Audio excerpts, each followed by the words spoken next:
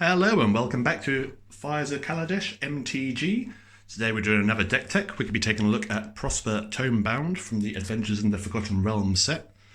He is a Rakdos, a black and a red legendary Tiefling Warlock with Death Touch. He has at the beginning of your end step, exile the top card of your library. Until the end of your next turn you may play that card. And whenever you play a card from exile, you create a treasure token. So what we're going for with this one is a very, very heavy theming on treasure tokens matter, along with obviously as much exile as we can for draw mechanics. So let's dive in then. And today we're going to start off a little bit differently. We're going to start off with some Plainswalkers. First one of choice is Chandra Pyromaster for 2 and 2 red. She's a loyalty of 4. You can +1 to deal 1 damage to target player, 1 damage to one creature that player controls. That creature can't block this turn. For 0, you can exile the top card of your library and you can play it this turn. And for -7, the ultimate, exile the top 10 cards of your library, choose an instant or sorcery card exiled this way and copy it 3 times. You may cast the copies without paying their mana costs. And the other one is Chandra Fire Artisan for 2 and 2 red. Whenever one or more loyalty counters are removed from Chandra Fire Artisan, she deals that much damage to target opponent or Plainswalker. For +1, you can exile the top card of your library and you may play it this turn. And -7 is exile the top 7 cards of your library. You may play them this turn. Let's move on to artifacts next. Start things off nice and basic with a Soul Ring. Nice bit of ramp. Treasure Chest is next, so it's 3 to cast for an artifact. You can pay 4 to sacrifice it and roll a d20.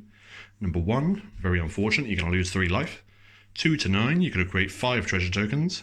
10 to 19, you're going to gain 3 life and draw 3 cards. And 20, you get to search your library for a card. If it's an artifact, you may put it on the battlefield. Otherwise, put that card in your hand and then shuffle. A treasure map, of course. 2 to cast artifact, where you can pay 1 to tap and scry 1. Put a landmark counter on treasure map. Then if it has 3 or more landmark counters on it, you can remove those counters, transform it and create 3 treasures.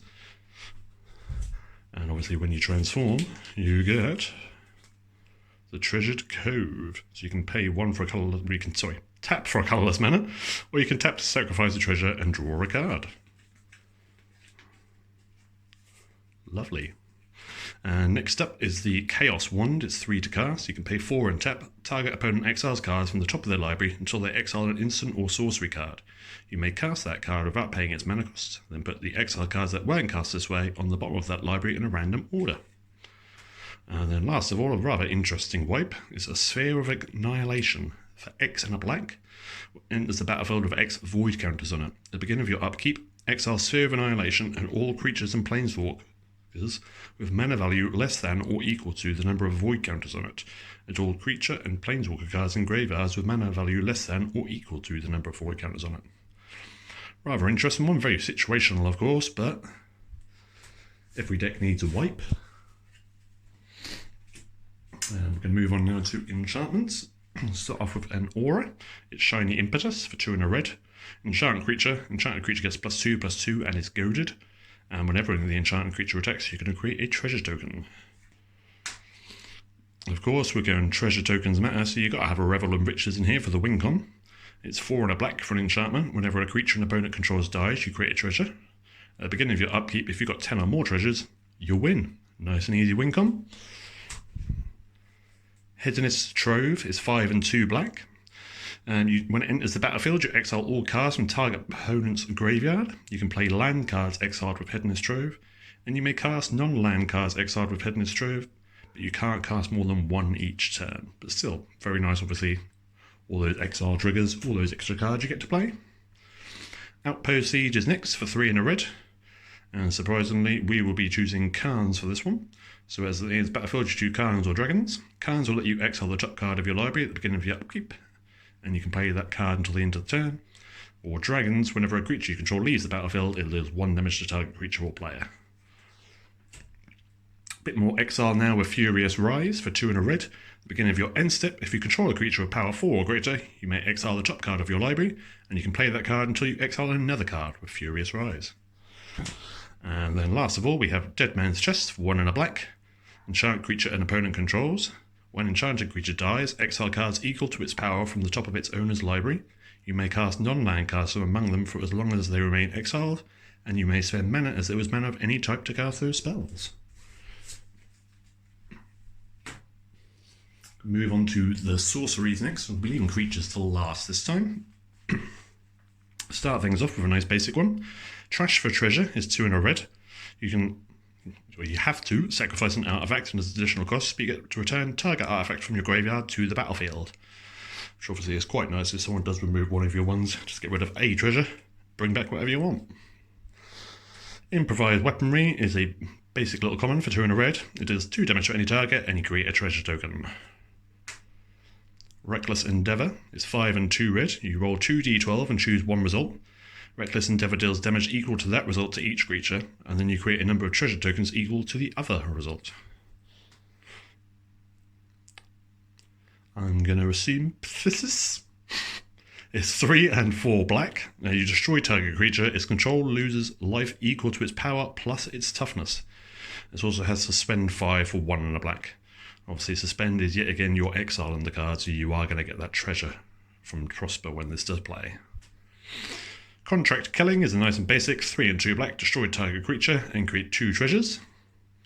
Grim Bounty is practically the same for 2 and 2 black, but you only get the 1 treasure from this one. Fireball is X and a red. It does X damage total, divided evenly, rounded down, among any number of targets. And you just pay 1 extra mana for each target beyond the first.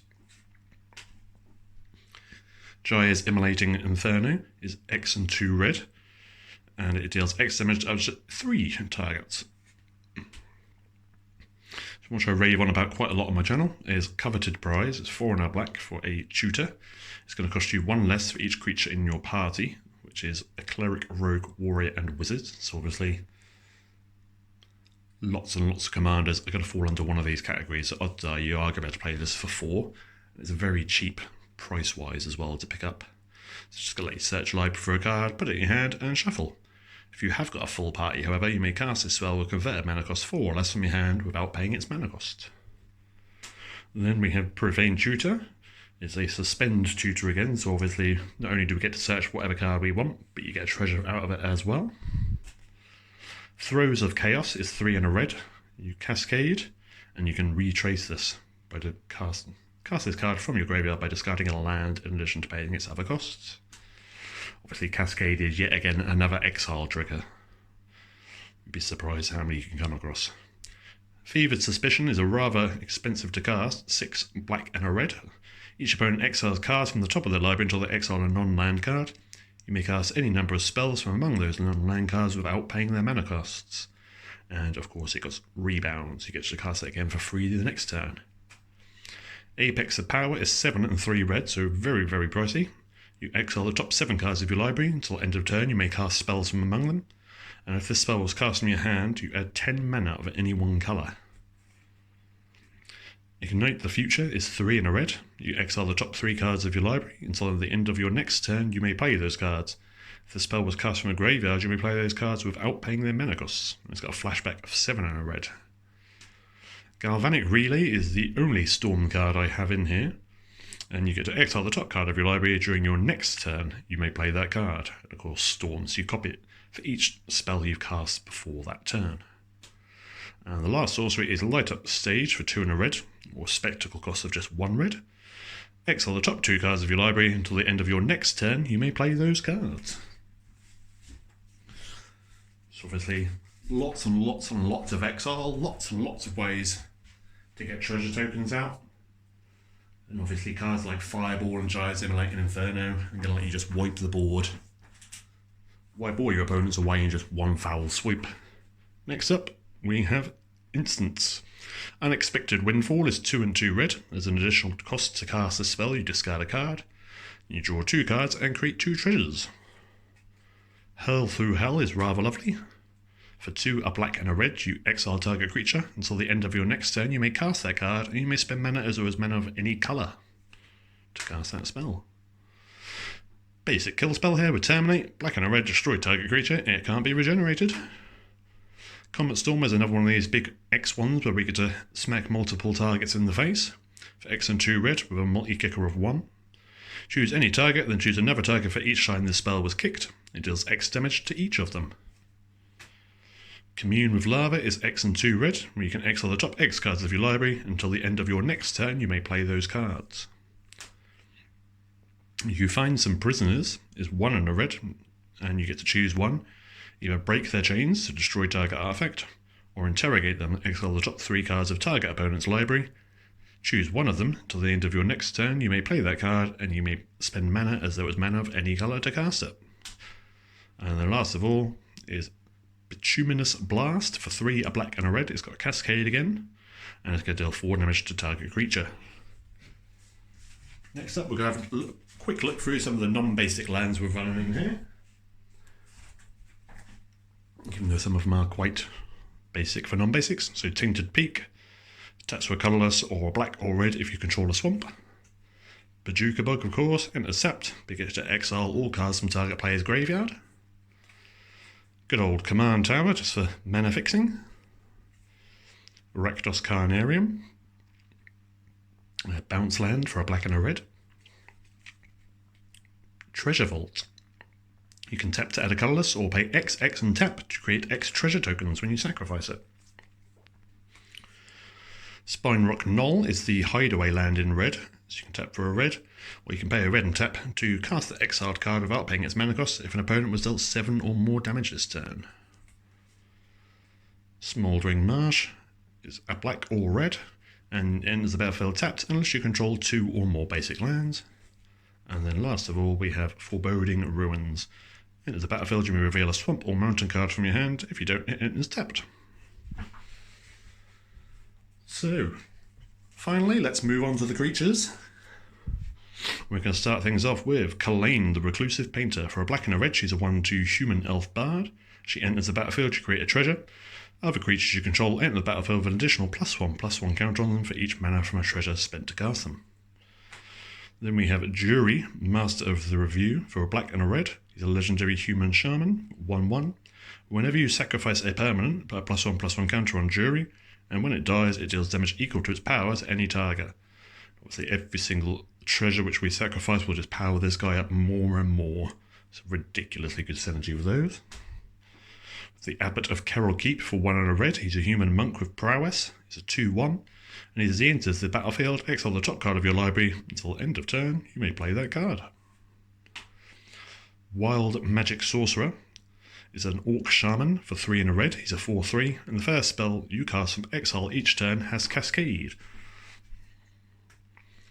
Blood Aspirant is 1 and a red for a 1/1. And yet again, whenever you sacrifice a permanent, you're going to give him a +1/+1 counter. You can pay 1 and a red, tap, sacrifice a creature or enchantment. Blood Aspirant deals 1 damage to target creature. That creature can't block this turn. But obviously, it's mainly in here for that whenever you sacrifice a permanent, just to get him absolutely huge. Reckless Fireweaver is 1 and a red for a 1/3 human artificer. And whenever an artifact enters the battlefield under your control, he's going to deal 1 damage to each opponent.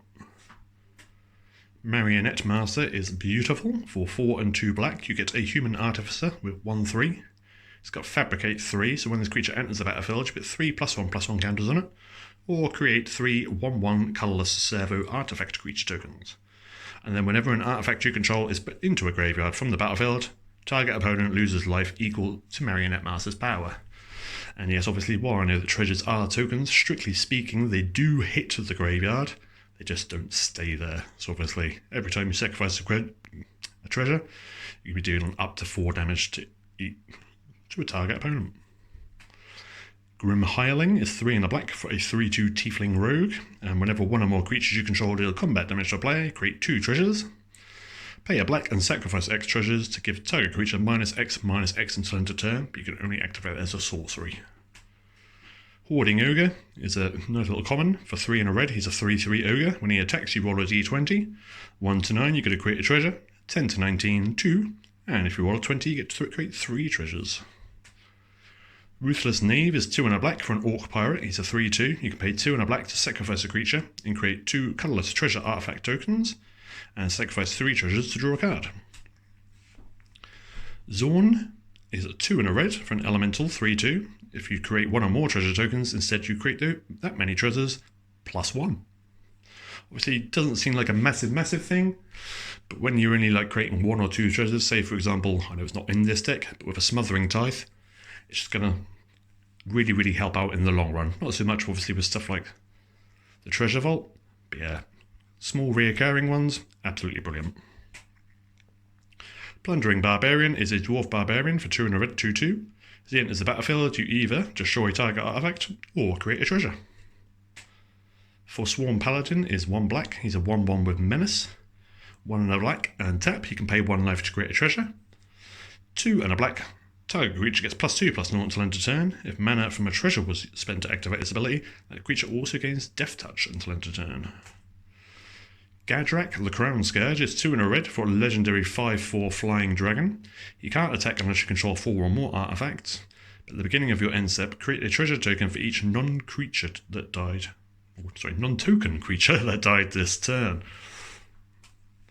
Next up is another little common. It's a Horde Robber for 1 and a black, he's a 1/3, and whenever it deals combat damage to a player, you get to create a treasure.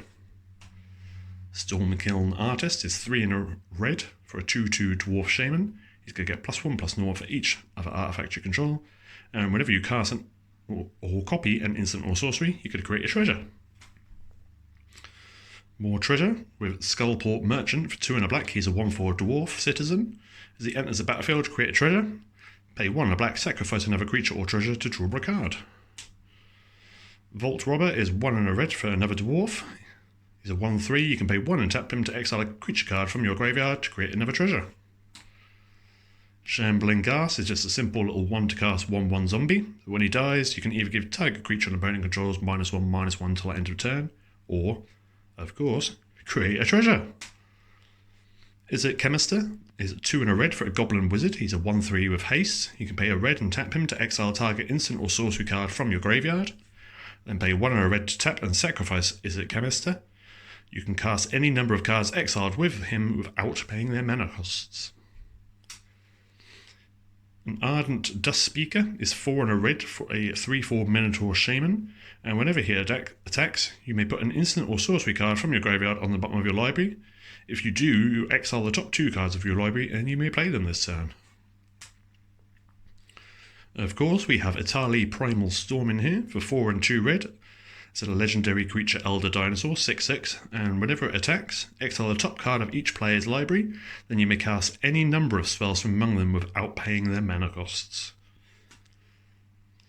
Fiend of the Shadows is up next. For 3 and 2 black, you get a 3/3 Vampire Wizard with flying. Whenever he deals combat damage to a player, that player exiles a card from their hand, and you can play that card for as long as it remains exiled, and you can sacrifice a human to regenerate him. Dark Dweller Oracle is 1 and a red for another Goblin Shaman. It's a 2/2, you can pay 1 to sacrifice a creature and exile the top card of your library, and you can play that card this turn. Tectonic Giant is 2 and 2 red for a 3/4 Elemental Giant, and whenever he attacks or becomes the target of a spell an opponent controls, choose 1, either deal 3 damage to each opponent, or exile the top 2 cards of your library, choose one of them, until the end of your next turn you may play that card. Chaos Channeler is 2 and 2 red for a 4/3 Shaman, and whenever he attacks again you roll a d20, 1 to 9 you exile the top card of your library and you may play it this turn, 10 to 19 exile the top 2 cards of your library, and if you roll a 20 you get to exile the top 3 and play them this turn. Dream Pillager is 5 and 2 red for a 4/4 Flying Dragon, and whenever he deals combat damage to a player, exile that many cards from the top of your library. Until end of turn, you may cast non-land cards exiled this way. Direfleet Daredevil is a 1 and a red for a Human Pirate, 2/1 with First Strike. As he enters the battlefield, exile target instant or sorcery card from an opponent's graveyard. You may cast it this turn, and you may spend mana as though it was mana of any type to cast that spell. If that spell we put into a graveyard this turn, exile it instead. Last couple, we've got Gonti Lord of Luxury for 2 and 2 black. He's a 2/3 legendary Aetherbond Rogue with Death Touch. ETB, look at the top 4 cards of target opponent's library, exile one of them face down, put the rest on the bottom of that library in a random order. You may look at and cast that card for as long as it remains exiled, and you may spend mana as though it was mana of any type to cast that spell. And then last of all, we have a Flame Skull. It's 1 and 2 red for a 3/1 Flying Skeleton. It can't block. Really nice ability though, Rejuvenation. When it dies, you exile it. If you do, exile the top card of your library. Until the end of your next turn, you may play one of those cards. So obviously you can either bring Flameskull back onto the battlefield, or you can play the card which is on the top of your library. So yeah, really, really nice. So I hope you enjoyed this look into Rakdos and Treasure Tokens meta today. If you've got any suggestions of what you think would be good in the deck, or what you'd like me to do a deck tech on in the future, please leave a comment. Any likes, shares, subscribes are obviously always appreciated. And thank you very much for watching, and we'll see you next time.